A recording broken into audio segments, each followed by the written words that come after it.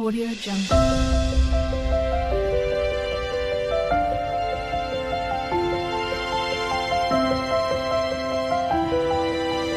Audio Jungle. அனைவருக்கும் வணக்கம். ஸ்ரீ சுகபெரும மகரிஷி astro நேயர்கள் அனைவருக்கும் ஒரு அன்பு கலந்த வணக்கம். இந்த ஒரு அருமையான ஒரு இனிய வேலையில் ஒரு சின்ன தகவல் உங்களோட பகிர்ந்து கொள்ள விருப்பப்படுகிறேன். அது என்னன்னு பார்த்தீங்கன்னா, தனிஷ்ட பஞ்சமி.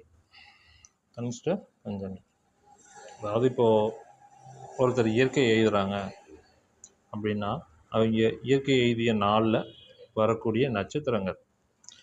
நட்சத்திரங்கள் அப்படின்னு பார்த்தோம்னா 27 நட்சத்திரங்கள்.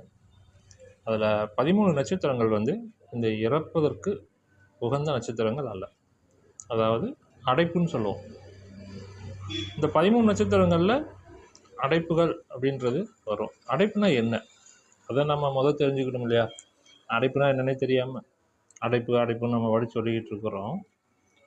அடைப்புனா அந்த காலத்தில் எப்படி கடைபிடிச்சாங்க அப்படிங்கிறது என்னென்னா, இப்போ ஒருத்தர் இறந்து போயிடுறாங்க.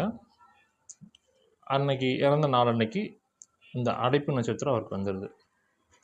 அப்படி அடைப்பு நட்சத்திரம் வந்துருச்சுன்னா அப்போ என்ன பண்ணுவாங்க அந்த காலத்தில் அப்படின்னு பார்த்தீங்கன்னா, இந்த முன்னாடி நம்மளுடைய மெயின் டோர் க்ளோஸ் பண்ணிவிட்டு பின்பக்கம் சிவரை ஓப்பன் பண்ணி அது வழியே எடுத்துகிட்டு போவாங்க. இந்த முன்பக்கம் வழியே கொண்டு போக மாட்டாங்க. இதுதான் அடைப்பு இருந்தால் இது செய்யக்கூடியது.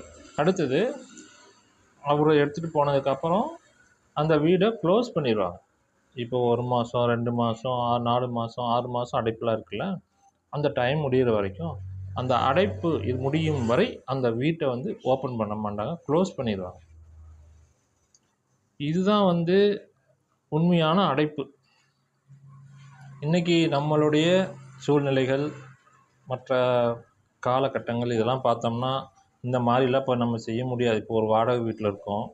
அப்போ போய் நம்ம இந்த முன்பக்கம் நான் கொண்டு போக மாட்டேன், அடைப்பு இருக்குது இறந்தவங்களுக்கு, நாங்கள் பின்பக்கம் செவுறு உடச்சிட்டு கொண்டு போகணும் அப்படின்னாலும் ஒத்துக்க முடியாது. அது இன்றைக்கி நடைமுறைக்கு சாத்தியமில்லாத ஒரு விஷயமாக போயிட்டுருக்கு.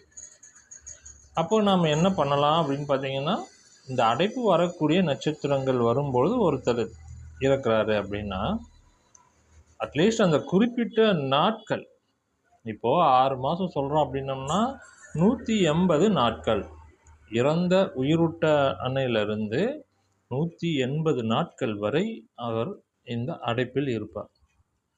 அப்போது அந்த 181வது நாள் தான் அதிலிருந்து விடுபடும். அப்போ 180 நாள் கணக்கு வச்சுக்கணும். ஆனால் நம்ம ஆளுங்க இப்போ என்ன பண்ணுறோம் அப்படின்னோம்னா 6 மாதம் அடைப்பு. இப்போது பங்குனி கடைசியில் ஒரு 28ஆம் தேதி ஒருத்தர் இறக்குறாரு, 6 மாதம் அடைப்பு.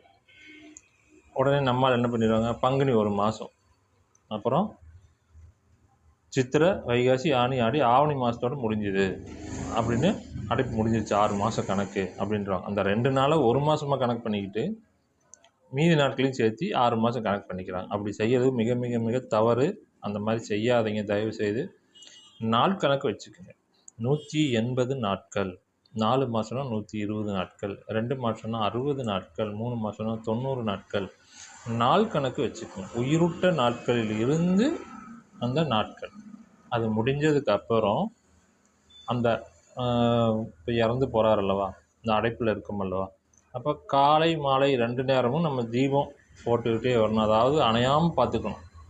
இன்று அந்த மாதிரி அணையாமல் பார்த்துக்கிறதுக்கு ரொம்ப வாய்ப்பு குறைவாக இருக்கிறதுனால நில விளக்காக வச்சுக்கலாம். நிறையா எண்ணெய் ஊற்றி ஒரு திரி போட்டு விளக்கு வச்சுக்கிட்டு, அடுத்து ஒரு சொம்பு தண்ணி நிறையா, இது 2ஐயும் நம்ம வச்சிடணும் ரெகுலராக. எண்ணெய் குறைஞ்சா எண்ணெய் ஃபில் பண்ணிக்கிட்டே வந்துடும். அதே மாதிரி டெய்லியும் காலையில் தண்ணி மட்டும் மாற்றி மாற்றி வச்சுக்கிட்டு வரும்.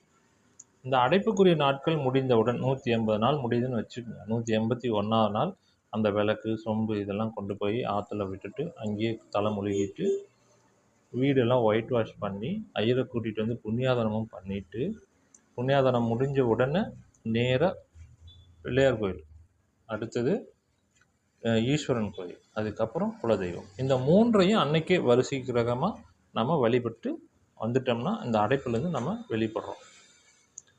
அப்போ இந்த அடைப்பு நாட்களில் நம்ம என்ன செய்யக்கூடாது அப்படின்னு பார்த்தீங்கன்னா, வேண்டுதல்கள் செய்யக்கூடாது.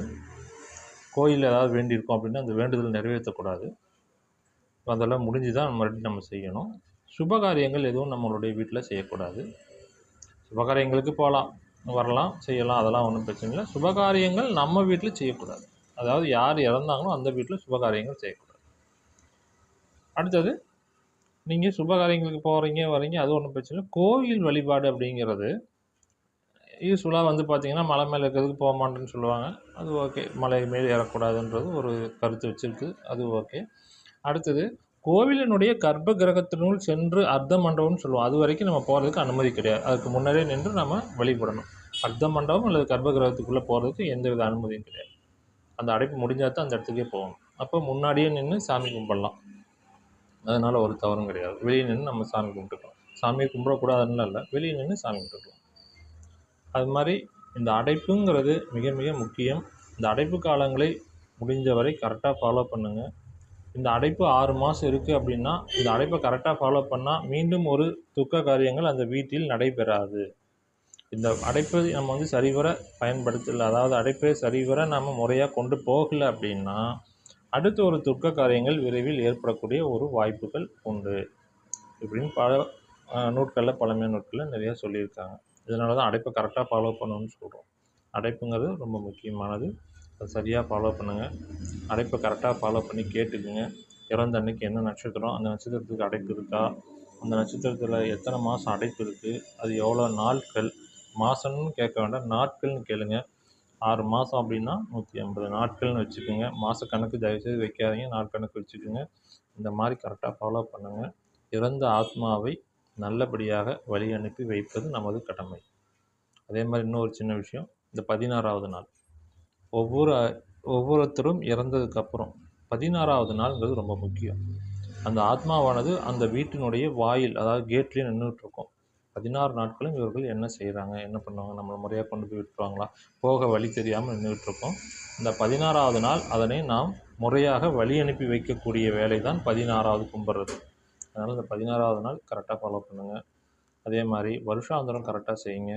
ஒவ்வொருத்தருக்கும் தன்னுடைய வீட்டில் இறந்த முன்னோர்களுக்கு சரியான விதத்தில் வருடம் தர்ப்பணம் செய்து கொண்டால் உங்களுக்கும் உங்களுடைய சந்ததியருக்கும் நல்ல விஷயங்கள் சீக்கிரம் கிடைக்கும். நல்ல விஷயங்கள் தடையின்றி நடக்கும். அதனால் அனைவரும் பெரியவர்களுக்கு தான் தர்ப்பணம் செஞ்சுங்க. கரெக்டாக ஃபாலோ பண்ணுங்கள். எல்லோரும் இதை கடைபிடித்து நல்ல வழியில் வரணும். நன்றி, வணக்கம். மீண்டும் ஒரு நல்ல நிகழ்ச்சியில் உங்களை சந்திக்கிறேன். நன்றி, வணக்கம். வாழ்க வையகம், வாழ்க வளமுடன். Audio Jungle.